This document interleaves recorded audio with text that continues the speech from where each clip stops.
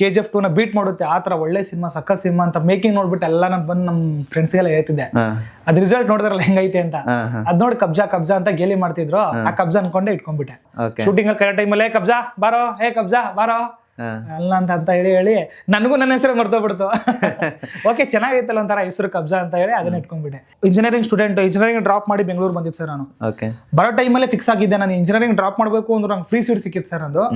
ಸುದ್ದಿ ಮನೆಯ ಸಂಸ್ಥಾ ವೀಕ್ಷಕರಿಗೆ ನಮಸ್ಕಾರ.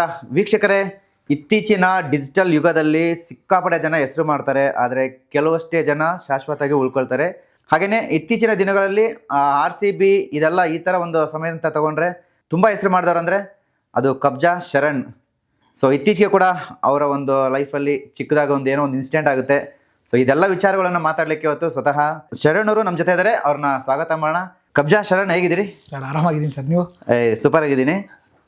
ಹೆಸರು ತುಂಬಾ ಚೆನ್ನಾಗಿದೆ, ಶರಣ್. ಓಕೆ, ಕಬ್ಜಾ ಏನಕ್ಕಿದೆ ಅಂತ? ಸರ್ ಕಬ್ಜಾ ಅದು ಒಂದು ಕಬ್ಜಾ ಸಿನಿಮಾಗೆ ನಾನು ಕೋಆರ್ಡಿನೇಟರ್ ವರ್ಕ್ ಮಾಡಿದ್ದೆ. ಓಕೆ. ಅವಾಗ ಸ್ಟಾರ್ಟಿಂಗ್ ಇಂಡಸ್ಟ್ರಿ ಬಂದಾಗ ಕಬ್ಜಾ ಸಿನಿಮಾ ವರ್ಕ್ ಮಾಡಿದ್ದೆ.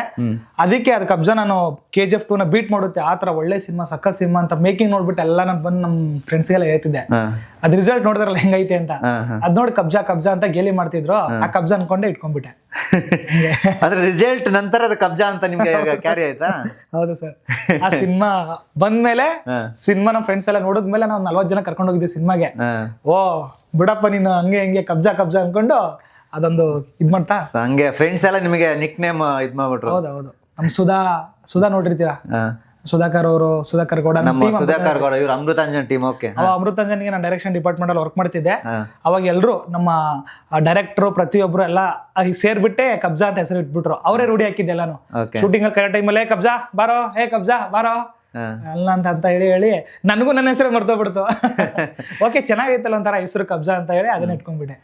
ಅಂದ್ರೆ ಏನ್ ವರ್ಕ್ ಮಾಡ್ತೀರಾ ನೀವು? ಅಂದ್ರೆ ಇವಾಗ ನಮ್ಗೆ ಗೊತ್ತಿರೋದಷ್ಟೇ, ಬರೀ ಸೋಷಿಯಲ್ ಮೀಡಿಯಾದಲ್ಲಿ ರೀಲ್ಸ್ ಮಾಡ್ತೀರಾ ಅಂತ ಅಷ್ಟೇ ಗೊತ್ತಿರೋದು. ಏನ್ ಮಾಡ್ಕೊಂಡಿದ್ದೀರಾ ಅದನ್ನ ಇದ್ ಬಿಟ್ಟು ಅಂತ? ಸರ್ ಸದ್ಯಕ್ಕೆ ಇವಾಗ ಸೋಷಿಯಲ್ ಮೀಡಿಯಾ ಮತ್ತೆ ಶಾರ್ಟ್ ಫಿಲ್ಮ್ ಮಾಡ್ತಿರ್ತೀನಿ, ಸಿನಿಮಾನು ಮಾಡ್ತಾ ಇದ್ದೀನಿ.